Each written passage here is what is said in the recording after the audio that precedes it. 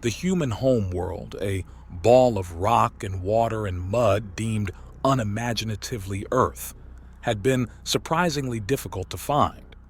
Humans had spread across their entire arm of the Milky Way, a persistent and annoyingly resilient species that had refused to come under the thumb of any of the warlords and grand conquerors that had spread across the galaxy. Occasionally fighting to a standstill, mostly it was just a problem trying to corner humans before they could activate their jump drives, a technology they'd managed to miniaturize and streamline like few others had done before them. It meant that any one of their fleets could be light years away in a moment, well and truly gone by the time their pursuers managed to warm up their own core and follow suit.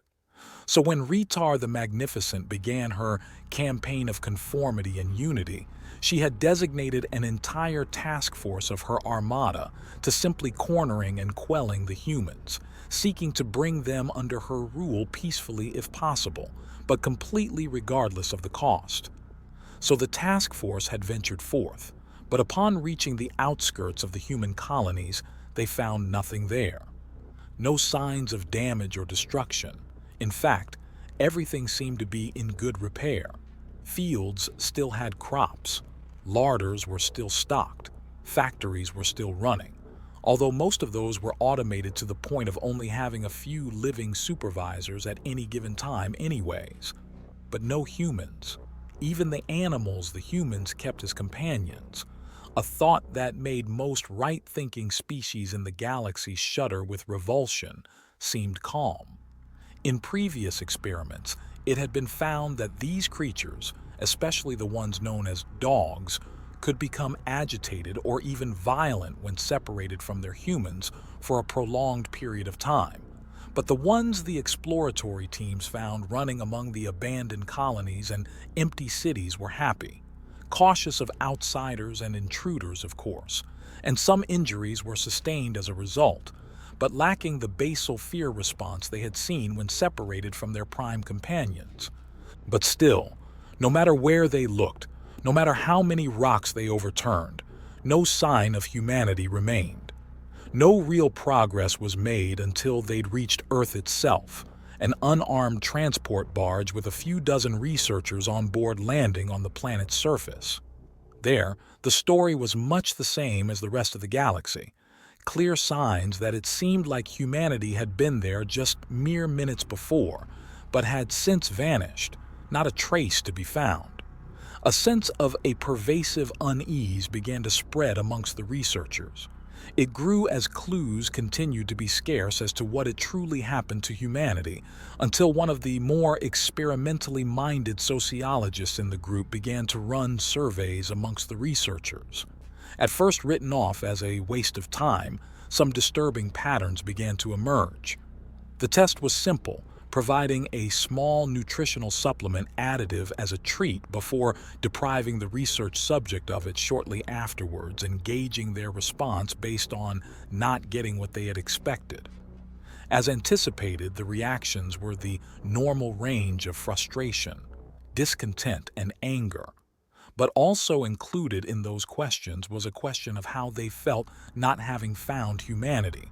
And while disappointment was of course present, despite this being the sole goal of the expeditionary force, the frustrations were almost negligible compared to the disappointment and anger felt by the test subjects on simply losing out on a small snack.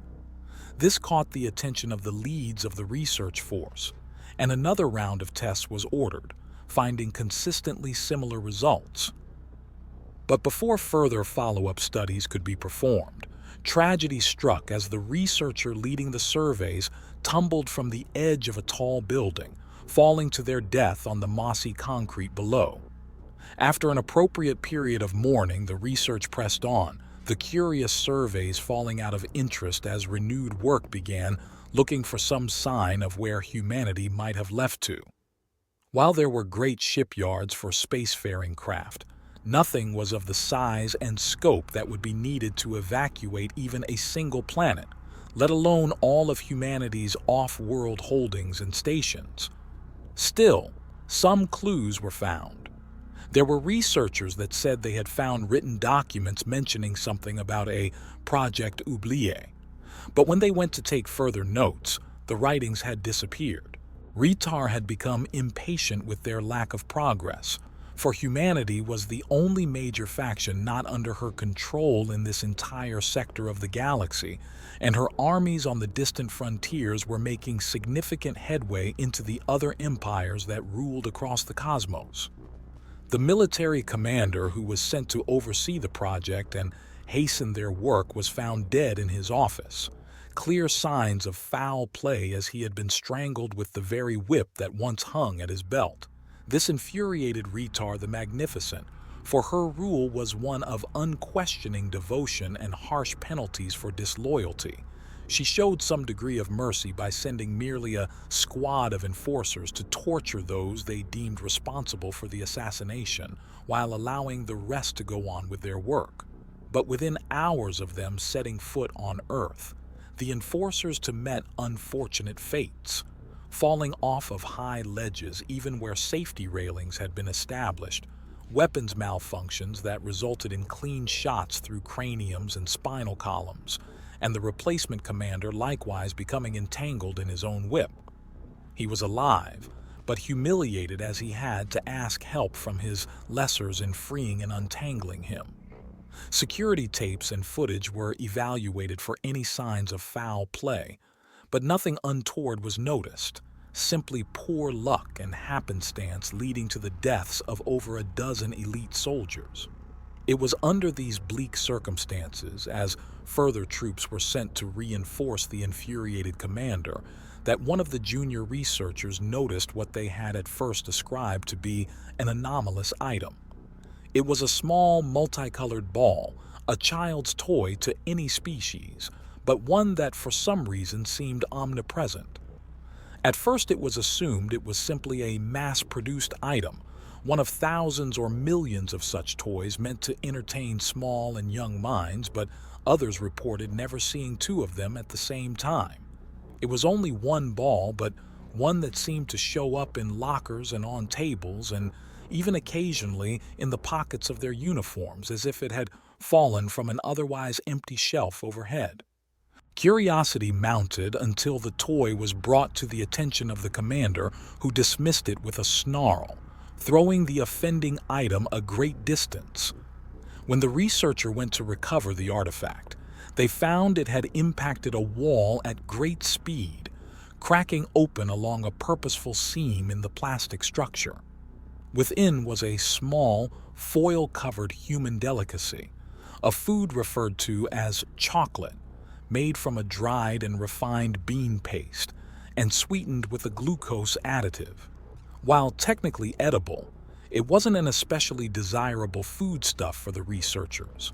But what they found was curious was that when they snapped the pieces of the ball back together, idly popping it back apart a few hours later resulted in the appearance of more of the foil-wrapped food. This seemed to repeat itself, as whenever the ball was left unattended on an open surface, almost every time it could be opened to uncover more edible items. What was within also changed, at first being the foil-wrapped chocolates, then replaced by a small handful of disc-like wax glucose-coated chocolates, also in a bright array of colors. Although it seemed the more frequently the ball was open, the fewer of these chocolate discs were included. Finally, after some study of human dialects and writing structures, the junior researcher carefully scribed a note on a small slip of paper and enclosed it within the empty orb. This time the orb disappeared and did not reappear for some weeks. It had almost faded out of memory, the researchers back to studying over abandoned cities as keen-eyed and paranoid soldiers watched, with weapons raised on hair triggers in the event the researchers were responsible for the deaths and incidents earlier. While poring through one of these human libraries as the dawn broke, the researcher noticed a weight in their pocket once more and pulled out the ball once again. Confused but delighted, they popped it open to reveal another curiosity. This was a piece of paper, different from the one they put in, but while the paper was legible enough, the researcher was struck by the odd and empty ball. Picking it up to close it as they wondered how it had gotten on the floor, the researcher felt a shiver pass over their short fur. Looking back, they saw that there was a piece of paper on the ground, some sort of discarded human writing, something they must not have noticed when they first stepped into the room. The writing on it was clear, but felt fuzzy to the researcher's mind despite the ink being stark and plain on the paper. Looking up to find a book, the researcher couldn't recall what book they were looking for, or whether they were looking for a book in the first place. After all, they were in a library, not even one of their own culture, so it would be odd for them to be seeking a specific alien book out. Still, the structure did offer a welcome relief from the hot noon sun overhead, so they were glad not to be working in one of the outside excavation zones. Then they glanced down and started, realizing they were holding a piece of paper in their hand when they didn't remember picking it up. Its writing was blurry, indistinct, and hard to make out even though the letters were unblemished, and the researcher began to feel a headache overtaken them, their mouth dry if they had not eaten or drank in some hours. Smacking their tongue against the parched mouth, they looked up to a library, feeling like they were looking for something within the library, but not sure what. Presumably a book, for that was almost all the library contained, but they couldn't recall why until they felt an odd sensation in their hand. Looking down, they blinked in confusion, for there was a piece of paper fluttering in the slight wind from the open window, a sound they could only now hear even though they felt the breeze on them from some minutes before. The researcher, feeling exhaustion on the edge of their senses as they looked up to realize they had stood in the same position since almost nightfall, on some instinct kept the paper in front of them as they glanced from side to side, not moving their heads so as to keep the paper within their field of vision. They remembered they wanted to find a way to translate the odd and indistinct writings clearly written on the page, and found their notebook alongside a number of human encyclopedias and dictionaries. Slowly but painstakingly, keeping the paper before them the whole time, they managed to reach their translation section. Not all of the words were able to be translated, but those that the researcher could find equivalents for resulted in a message that said, "You have come to the end of your search. We wish to be left alone, but we also do not want to abandon those in need. Do you need help?" The researcher stared at the message, stunned, and then glanced up. The sun had set hours ago, the moon far overhead, and they could feel a tightness in their throat as they caught sight of a glimpse of a scrap of paper fluttering on the ground. Their throat was raw as if they'd been screaming, but they couldn't recall saying a word. Then the researcher saw them, an adult and child, the human standing before them, but seeming to slide and shift within their vision without ever moving. The child was holding the ball that seemed to be everywhere all at once, and gave the researcher an expression referred to by humans as a smile, before the adult nodded. Then the child tossed the researcher the ball. As the researcher looked down and caught it, they looked up, confused why the ball had fallen into their hands, and unsure why the sudden flood of emotions through their mind was causing them to feel every kind of frustration and excited joy all at once. In the weeks to come, Ritar the Magnificent was soon known as Ritar the Unfortunate. Some even whispered she should be better known as Ritar the Cursed, as her empire crumbled through the worst combination of circumstances and incidental accidents. Shipyards were destroyed as their reactor cores were accidentally blocked by mere space debris.